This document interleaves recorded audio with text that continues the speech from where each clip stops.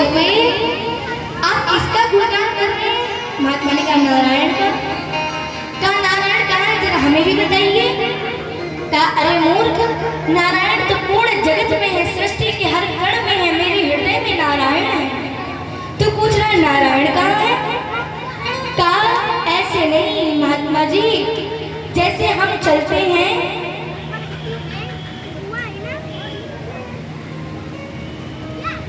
क्या आपका नारायण भी ऐसे ही चलता है? हम तो दिख रहे हैं, आप माला जाप कर रहे हैं, क्या नारायण आपका माला जाप सुन रहा है? कहा कि कुछ चीजें बेटा दिखाई नहीं जाती हैं, कुछ चीजें मानी जाती हैं। नहीं माना, अड़ गया। कहा नहीं, मुझे भगवान को दिखाओ तो दिखाओ, किस भगवान की पूजा कर रहे हो बताओ मुझे। कहा अरे समझो भगवान हर कण में है। संत ने बहुत समझाया, नहीं समझ में आया। संत ने एक घंटा रखा, तुरंत कहा महात्मा जी आपने मेरे ऊपर हाथ कैसे उठाया? कहा अच्छा मैंने तुझ पे हाथ उठाया?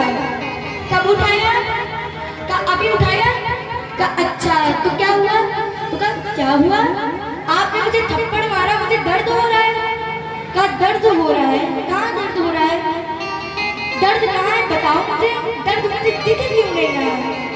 कहा महात्मा जी आप थोड़े पागल हैं क्या? आपको नहीं पता कि दर्द कभी दिखती नहीं है, दर्द होती है। कहा अरे मूर्ख, उतनी देर से मैं भी तो यही समझा रहा हूँ कि भगवान दिखाने की वस्तु नहीं है, भगवान है इस जगत में।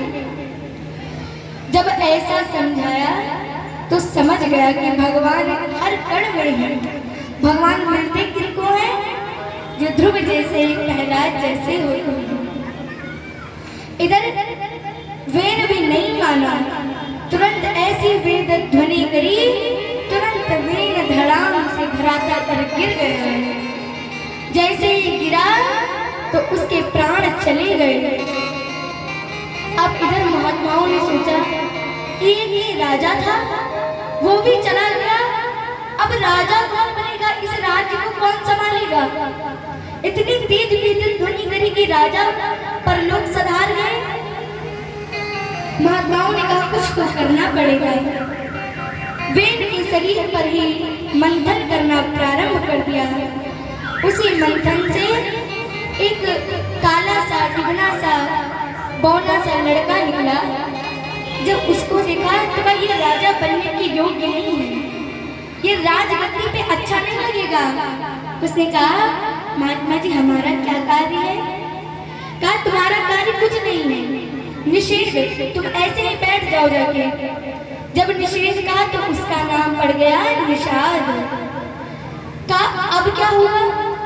अब फिर से राजा नहीं मिले, दोबारा मंथन प्रारंभ किया। कैसे दोबारा मंथन किया?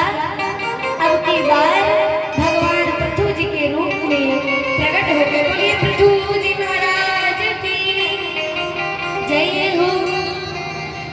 पृथु जी महाराज जैसे ही प्रकट हुए, इतने सुंदर राजकुमार जिनको देखकर महात्मा जी प्रसन्न हो गए।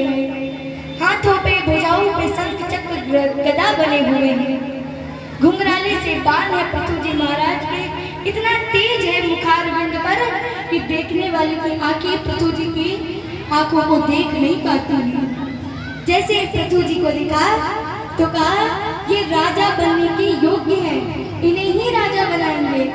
महात्मा समझ गए कि ये और कोई नहीं, धर्म को बचाने के लिए भगवान ने ही अवतार ले लिया है। पृथु जी महाराज का राज्य आया। अब सभी राज्य वाले आए, सभी प्रजा ने आकर अपने राजा का स्वागत किया, मंगल बधाइयां गाई। अब राजा